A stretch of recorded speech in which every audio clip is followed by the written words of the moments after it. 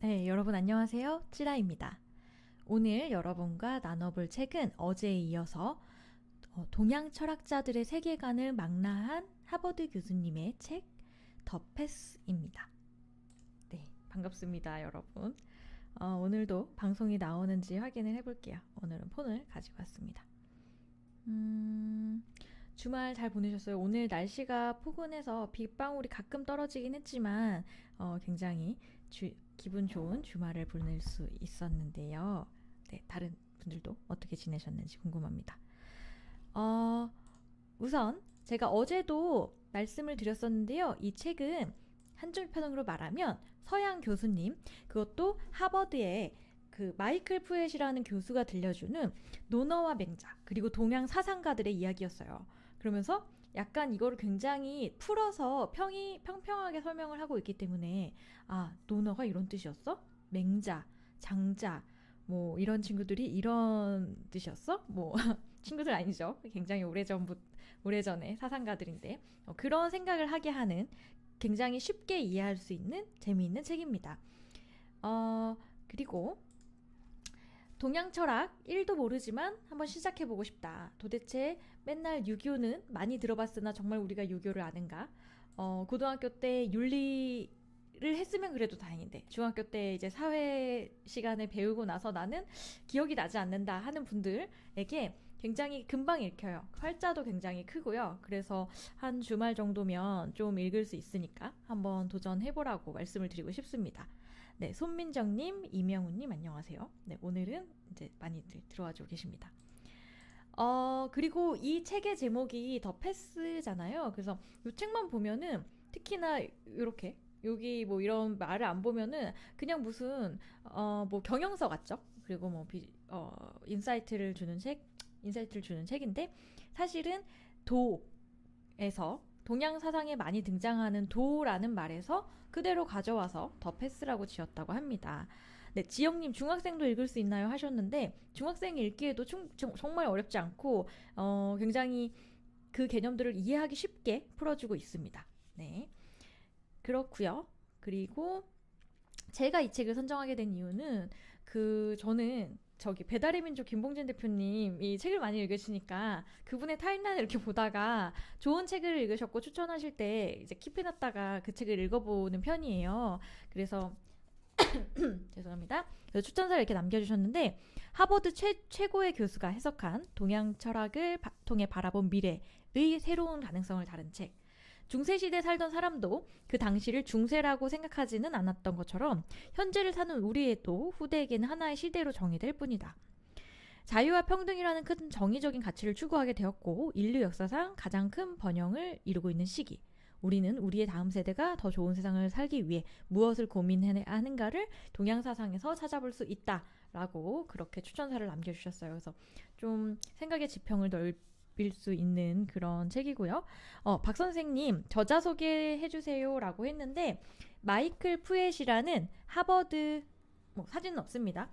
하버드 때 중국사 교수인데요. 그냥 중국사를 가르친다는 것뿐만 아니라 이 중국 철학이 사실 굉장히 미국에서 좀 로망이 있잖아요. 중국 철학에 대해서. 특히나 요즘 불교 같은 경우, 마음 챙김 같은 경우 뭐 실리콘밸리나 이런 데 굉장히 유행을 하고 있는데 그렇기 때문에 이 교수님의 수업이 굉장히 인기 강의라고 해요. 그래서 그 교수님의 수업을 모아서 만든 책이라고 보시면 되겠습니다. 네, 재밌어요. 그리고 오늘 이제 나눠볼 얘기는 어제보다 저는 더 재미있는 것 같아요. 왜냐하면 어제 누구를 만나봤냐면 먼저 우리가 제일 동양 철학, 중국 철학 하면 떠올리는 공자 오빠를 만나봤어요. 그래서 공자를 한마디로 공자가 말한다면 야 이놈들아 예절을 무시하지 마라. 예와 의식을 통해서만 우리는 어진 마음, 인을 닦을 수 있다라고 얘기하는 게 공자의 사상이 아닌가. 그래서 이제 우리는 뭐 자활 이렇게 시작해서 한 번씩은 봤겠지만 뭐 논어도 많이 지금 제일 많이 그래도 다시 읽히는 게 논어가 아닐까 싶은데요. 그 논어에서 일상생활에서 밥 먹을 때 어떻게 해야 되는 것부터 가르쳐주는 오빠가 공자다. 그래서 그 어떻게 해야 되는 정해진 그 규율이 우리가 어떤 거기에 부여된 역할을 통해서 어진 마음을 기를 수 있다. 네. 오늘 목이 잠기네요. 죄송합니다. 그런 이제 막 얘기를 하는 게 공자 오빠고, 그 다음에 어제 살펴본 맹자는 또 인생에 굴곡이 많았기 때문에 자기 열심히 해봤지만, 너희들은 다 착한 존재지만 너희가 열심히 한다고 인생이 항상 행복하게 되는 게 아니야. 인생이란 불확실성이 너무 많고 변수도 많기 때문에 그것을 끊임없이 수양을 통해서 이제 너의 착한 잠재력을 깨우고 가다듬어야 된다라고 얘기하는 성선설을 주장하는 게 맹자입니다. 어제까지 살펴본 내용인데요. 오늘은 도가의 선두주자인 노자와 장자를 살펴봐요. 그래서 이 부분은 훨씬 더 재미있습니다. 노자는 도는 어디에나 있다. 모든 것을 적극적으로 연결해서 도를 만들 수가 있다라고 얘기하는데요. 제가 오늘 그 너의 이름은이라는 영화 보셨어요? 그 일본 애니메이션 보고 왔는데 거기에서 그런 얘기 나와요. 사람과 사람은 다 이어져 있고 모든 만물이 이어져 있다라고 얘기를 하는데, 이게 도가 사상의 영향을 받았구나라는 그런 생각이 좀 들어서 태그를 걸어봤고요. 그리고 무의자연 많이 들어보셨죠? 도를 얘기할 때 무의에 대해서 얘기합니다. 그래서 오늘 이 부분을 들어보시면 되게 재밌을 것 같아요. 그리고 똑같이 도를 주장하지만 도라는 얘기를 하지만 다른 얘기를 하고 있는 분이 있습니다. 오늘 살펴볼 장자인데요. 여러분이 이 얘기로 많이 아실 것 같아요. 꿈에서 나비가 된 건지 나비가 꿈의 장자가 된 건지 우리는 모두 관점 이동을 해야 된다라고 말하는 오빠가 장자입니다. 장자의 이 생각이 매트릭스 영화에 주축이 된다고 하죠. 그래서 굉장히 재미있는 이야기들, 그리고 좀 아이러니한 그런 우화들이 많이 담겨있는 책이 장자이고요. 장자는 즉흥성에 대해서 얘기합니다. 네, 그래서 명섭님이 일목요연하게 설명해 주시네요 라고 했는데 틀릴 수도 있어요. 제가 이 책을 보고 장자라면 이렇게 말했겠구나, 공자라면 이렇게 말했겠구나 라고 한마디씩 정의해봤습니다. 자, 그러면 오늘 노자와 장자를 출발해 보도록 하겠습니다. 네. 그래서 노자에 대해서는 뭐라고 얘기하냐면, 노자는 영향력에 대해서 얘기를 많이 합니다. 그래서 우리가 만드는 세상인데요. 노자의 주인공인 중국 철학자 노자는 신비스러운 인물이다. 생존 시기도 정확하지 않고 심지어 그가 실제 인물이지 여부에 대한 논란도 있다. 하지만 노자는 도교를 창시하지 않았다. 우리는 도교를 창시했다고, 공자도 유교를 창시했다고 생각을 하지만 그렇지 않습니다. 도교라는 말은 노자가 쓰인 지 수백 년이 지나도록 등장하지 않았다. 그런데도 과거로 거슬러 올라가 노자를 도교의 창시자로 여기는 이유는 노자에서 도를 자주 언급하기 때문이다. 잠시만요. 화면을 좀 더 키워보겠습니다. 해야 잘 보이실 것 같아요. 도라는 말을 들어본 사람이면 대부분 그 실체에 대해 막연한 개념을 떠올린다. 중국 산수화를 생각해보자. 붓과 먹으로 능수능란하게 옅은 안개에 덮인 산을 묘사하고 점을 찍어 잘묘하게 나무를 묘사하는가 하면 이따금 사람도 그려놓는다. 그런데 너무 작아 알아보기도 힘든 그 사람을 가만히 들여다보면 자연의 광활함에서 위안을 찾는 순례자의 모습을 하고 있다. 이것이 사람들이 흔히 생각하는 도다. 저기 어딘가에 있는 이상이자 우리 너머 존재하며 조화로움으로 회귀하기 위해 필요한 자연스러운 완벽함. 이런 해석은 하지만 서양이 스스로 근대적이라고 선언하고 동양을 그와 대조되는 들러리쯤으로 묘사한 19세기에 시작되었다. 오리엔탈리즘이라고 할 수 있겠죠. 노자의 내용과 관련된 해석이라기보다 전통적인 중국을 평온하고 조화로운 세계로 미화하는 오늘날 서양인들의 시각과 관련이 깊다. 그러니까 서양인들이 보고 싶었던 모습이다라고 얘기하는 거죠. 실제로 노자는 저기 어딘가에 있는 정형화된 조화로움, 순례를 떠나거나 원시적 삶의 방식으로 돌아가야 닿을 수 있는 조화로움을 따르라고 말하지 않는다. 자, 이런 부르릉 하는 무질서에 대해서도 받아들입니다. 도가는. 그래서 노자는 도는 모든 것에 우선하는 근원적이고 형언할 수 없으며 구별이 없는 상태이다. 뒤섞여 이루어진 것이 있었으니 하늘과 땅보다 먼저 생겼다. 우주 만물은 도에서 탄생하고 다시 도로 돌아간다. 도는 다양한 차원으로 존재한다. 세속적 차원의 도는 땅에 가깝다. 땅에 자라 올라오는 풀을 보자. 풀은 자라면서 차츰 또렷해지고 다른 것과 구분된다. 그리고 더 자라면서 도에서 멀어진다. 어린 나무가 다 자란 큰 참나무보다 도에 더 가까운 것도 이런 이유다. 그러나 땅에서 자란 것은 죽어서 모두 다시 땅으로, 즉 도로 돌아간다. 그래서 도는 그 동양 철학을 물리학, 현대 물리학이랑 연결해 놓은 책들이 좀 있죠. 그래서 좀 더 우주적인 차원에서 보면 도는 빅뱅 이전, 별과 은하가 생기고 우주가 분화하기 이전에 존재했다는 현대 물리학자의 주장에 가깝다. 그래서 저도 도교 강독 수업을 제일 재밌게 들었던 것 같은데 굉장히 그 물리학적인 그런 면들이 재미있게 나오고 있습니다. 그러나 노자는 원대한 차원에서 만물이 분화하기 전 그것이 어디에서 왔는지에 집중한다. 노자는 도를 우주의 모든 것, 즉 만물을 탄생시킨 어머니에 비유한다.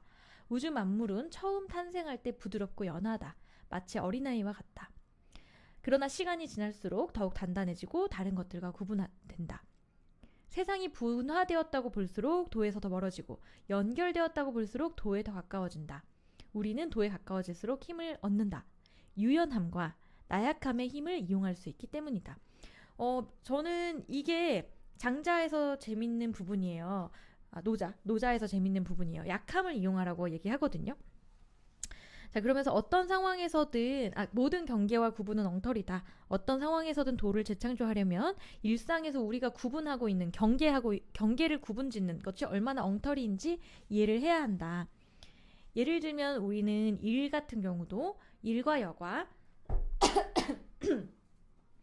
공과 사, 영적 세계와 현실 세계, 주중과 주말 등 확연히 다른 영역에서 동시에 살아가고 있기 때문에 당연히 삶을 분리된 것으로 인식하곤 한다.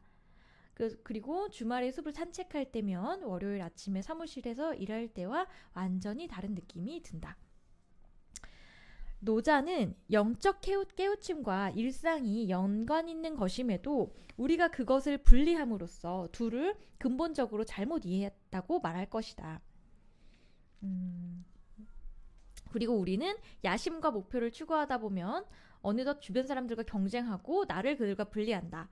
또는 도덕적 확신이 강하다 보면 기성 종교, 일률적인 시험, 낙태, 안락사 등에 대한 자신의 견해를 맹신해 타인의 관점을 좀처럼 받아들이지 않으며 자신과 타인의 사이에 넘을 수 없는 벽을 세우기도 한다.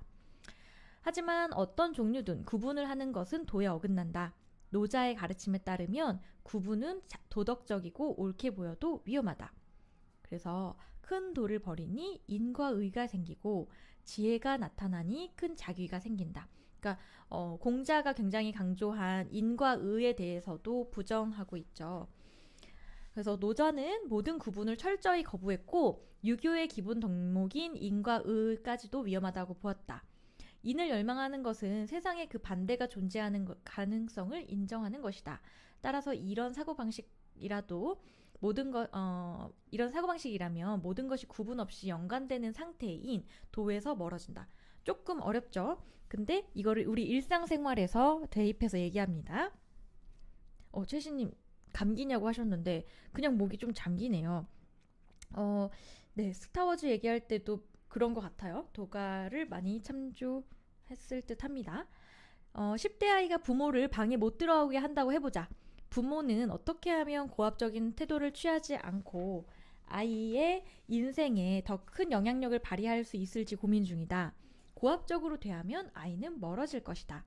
이때 아이가 부모와 사이가 안 좋다고 생각하지 않고 유대감을 느낀다면 부모에게 좀 더 잘 반응할 것이다. 그러니까 우리의 관계도 다 이어진 것으로 생각하는 겁니다. 그래서 아이에게 자주 문자를 보낼 수도 있고 아이가 푹 빠진 음악을 판단하지 않고 가볍게 대화를 나눌 수도 있고 시간을 내서 아이가 정말 좋아하는 것을 함께 할 수도 있다. 이건 약간 교수님식의 부드러운 해석인 것 같아요. 근데 이걸 도로 이렇게 대입해 생각을 해보면 어쨌든 맞서거나 달래거나 뭐 좋아하는 물건을 주거나 용돈을 주거나 지나치게 간섭하는 식으로는 나와 상대 사이의 경계를 만들 뿐이다. 이는 우리를 힘의 대결에 빠뜨려 결국 분열의 골은 더욱 깊어질 것이다. 노자식 접근법이 효과적인 이유는 이게 붕붕이 다시 가네요. 단지 내가 지나치게 앞에 나서거나 모두가 침착해서 효과적인 게 아니다. 별개의 대상을 새로운 방식을 통해 적극적으로 다시 연결하기 때문이다. 기존과 다른 연결 방식은 기존과 다른 환경을 만들고 나와 타인을 갈라놓았던 경계를 허문다. 그러니까 사람과 사람 사이의 연결성에 주목을 합니다. 그러면서 또 이런 얘기를 하는데요. 약함에 강함이 있다. 약함이 강함을 이기고 부드러움이 단단함을 이긴다. 이 세상은 완전히 별개의 것들, 이 방, 저 개, 내 컵, 네 책, 너, 나 라는 모든 그런 별개의 것들의 집합이라는 인식을 고집하면 자신을 도에서 분리해내는 것과 같다. 반대로 모든 것은 연결되어 있으며 내 행동이 곧바로 타인에게 영향을 미친다고 인식하면 더욱 영향력 있는 사람이 된다. 모든 것이 서로 어떻게 연결되는지 이해하고 모순 같지만 약함이 어떻게 더 큰 힘을 발휘하는지 인식한다면 영향력이 어떻게 발휘되는지도 알 수 있다. 그러니까 모든 것을 이해되는 관점에서 보고 있습니다. 네, 지영님이 방송대 과목 중에 동양철학 과목이 있었는데 얻은 게 많았습니다. 몇천 년 전의 철학자들이 지금의 시대에 맞는 정신을 꿰뚫어 말하는 것이 대부분이었습니다. 학생들 교과목에 철학 과목 정규 수업으로 지정했으면 좋겠어요 하셨는데 맞아요. 좀 이런 부분들을 학교 다닐 때 중고등학교 때 생각해 볼 만한 과제로 못 배우는 것 같은 점이 좀 아쉽습니다. 저도. 자, 그래서 직장에서 어떤 사람이 가장 큰 힘을 발휘하는지 생각해보라. 늘 위세를 과시하며 남을 괴롭히고 다른 사람을 지배하려 드는 사람인가? 다른 이의 기분과 반응에 주목하고 유머와 웃음으로 소통하고 분위기를 파악하려고 애쓰는 사람인가? 결국 어떤 사람이 영향력이 큰지는 우리는 잘 알고 있다. 하지만 그런 원칙을 내 행동에 얼마나 자주 적용하는가? 진정한 힘은 강함과 지배에 의존하지 않는다. 세상을 명백한 힘의 균형의 집합으로 보는 순간, 자신을 타인과 구분하는 순간 도를 잃어버린다. 그러니까 우리가 다 연결된 존재로 봐야지 너와 나라는 대립구조를 보지 말자. 도는 그런 게 아니라 연결된 안에서 나온다라는 게 노자의 생각입니다. SJ님 나비효과 얘기하셨는데 그러게요. 모든 것이 그리고 천하를 얻으려 이렇게 얘기합니다. 노자가 말하는 약함은 약함에서 힘이 나오는데 천하를 얻으려고 애써 무언가를 한다면 나는 그것을 얻을 수 없다고 본다. 천하는 신묘한 그릇이라 그렇게 될 수 없다. 애써 하려 하면 실패하고 잡으려 하면 잃을 것이다. 굉장히 저는 이 문장이 좋아가지고 줄을 쳐놨습니다. 그래서 어떤 무의자연이 이런 거잖아요. 무의가 인위적으로 뭔가를 막 하지 않고 그냥 둔다는 거죠. 그래서 이제 노자는 어떤 상황에서든 가장 큰 영향력을 발휘하는 사람이 누구인지 구체적으로 언급한다. 무의를 실천하는 사람. 즉 노자에 따르면 움직이거나 행동하는 듯지 않는 듯 보이지만 실제로는 아주 대단히 막강한 사람이다. 그래서 그런 이제 예시를 들어요. 만약에 여러분이 스트레스 받는 엄청난 하루를 보냈습니다. 그랬는데 막 회의까지 들어가서 굉장히 민감한 회의를 해야 되는 거예요. 이런 상황에서 누가 강자냐? 라면서 예를 들어주는데 뭐 예를 들면 회의를 들어갔어요. 자리에 앉아서도 소리치지 않는다. 이를테면 잘 들으세요. 우리가 해야 할 일은 이겁니다. 라고 말하지 않는다. 가만히 앉아 침착한 분위기를 유지할 뿐이다. 그리고 회의를 하면서도 내 의견을 들어놓고 강하게 말하기보다 사람들에게서 반응을 이끌어낸다. 몇 가지 질문을 던지고 요점을 짚어내기도 하며 억양과 단어와 시선을 적절히 선택해 사람들이 내가 원하는 방향으로 움직이도록 분위기를 조성한다. 자, 회의에서 이런 사람이 있다면 너무 멋지다는 거죠. 그래서 의견을 주고받으며 계획을 세운다. 나는 미소를 짓거나 눈살을 찌푸리거나 고개를 끄덕이는 등 무언의 소통 방식으로 찬성이나 반대 의견을 표시하며 그들이 계획을 수립하는 것을 돕는다. 자, 이런 방식이 무의라고 설명을 합니다. 무의를 우리가 일상에 적용하면 이럴 것이다 라고 얘기를 하고 있어요. 지승님이 앤디 워홀도 이렇게 얘기했다고 하는데 그렇죠. 그래서 회의가 끝날 때 참석자들은 와 이번 회의는 대단했어. 회의가 매끄럽게 굴러간 것 같아 라고 생각할 수도 있다. 그러나 실제로는 내가 회의를 이끌었다. 나는 순전히 무의라는 원칙을 구현한 행동으로 회의실 분위기를 바꿨다. 나는 따름으로써 이끌었다. 내가 곧 도였다. 네, 이러한 정말 굉장히 엄청난 도를 깨달은 사람이죠. 이런 식으로 일상에서 할 수 있다라고 얘기를 하고 있습니다. 그래서 노자가 생각하는 지도자는 공을 이루고 이를 완수해도 백성들은 저절로 그리 되었다고 말한다. 그러니까 앞에서 이끄는 강한 리더십이 아닌 거죠. 이 노자가 생각하는 리더라는 건. 어제 진식님도 얘기를 해주셨었는데 어차피 지금 이 당시에 사실 이 동양 철학이라는 것은 통치 철학으로서 나온 거다 보니까 리더십이나 이런 부분에 대해서도 되게 많이 이야기를 합니다. 그리고 그거를 다시 이 교수님이 되게 현대 리더십 인물에다가 대입해서 얘기를 많이 해주세요. 그래서 노자의 관점에서 볼 때 강자의 위치에 있으면 그 강함으로 약함을 제압하려는 유혹에 굴복하기 쉽다. 하지만 이 책에서 앞에 이제 예를 들어 링컨, 루스벨트, 레이건은 약함을 이용해 자신의 세계를 효과적으로 창출했다. 노자는 언제든지 약함으로써 강함을 물리칠 수 있다고 주장한다. 강자의 위치에 있다면 약함을 이용하고 약자의 위치에 있어도 역시 약함을 이용하라. 어느 지위에 있든 약함을 이용하라. 그래야 상황을 더 나은 쪽으로 바꿀 수 있다. 도는 자연스럽고 변치 않는 질서. 우리가 찾아내 그것과 조화를 이루며 살아야 하는 질서에 존재하지 않는다. 우리는 주변의 모든 것을 적극적으로 연결해 도를 만든다. 우리는 누구나 노자나 현인이 될 잠재력뿐만 아니라 새로운 세계를 창조할 잠재력도 가지고 있다고 얘기하고 있습니다. 제이스님 다시 나타나셨네요. 자연을 벗어나지 않으려는 인위가 필요하다는 얘기이다. 홍지환님은 원전을 본 다음에 저런 책을 봐야 된다. 저도 좀 공감하는 부분이기도 한데 근데 우리 또 원전 읽으려고 그러면 잘 안 읽어지잖아요. 그러니까 약간 이런 식으로 보고 다시 원전을 보고 다시 또 보는 것도 중요할 것 같아요. 저도 이 해석이 항상 다 모든 것이 맞다라고 생각하지는 않습니다. 제이슨님 말대로 역시나 오리엔탈리즘의 그 프레임에서 벗어나지 못했을 수도 있어요. 그리고 이제 장자로 넘어갑니다. 장자는 즉흥성에 대해서 얘기하는데요. 이 부분도 굉장히 재미있어요. 예전에 장자가 꿈의 나비가 되었다. 헐헐 날아다니며 마음껏 즐기는 동안 자신이 장자라는 것조차 깨닫지 못했다. 그러다 문득 깨어보니 자신은 분명 장자였다. 그렇다면 장자가 꿈의 나비가 된 건지 나비가 꿈의 장자가 된 건지 알 수 없었다. 그런데 장자와 나비는 엄연히 별개다. 이를 일러 만물의 변화라 한다.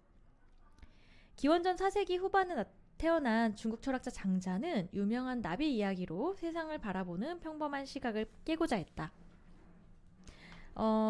우리는 모두 세상을 만끽하고 세상에 적극 참여하는 데 방해가 되는 눈가리개를 하고 있으며 그 중에서도 인간이 제한된 시각이 가장 큰 문제라고 주장했다.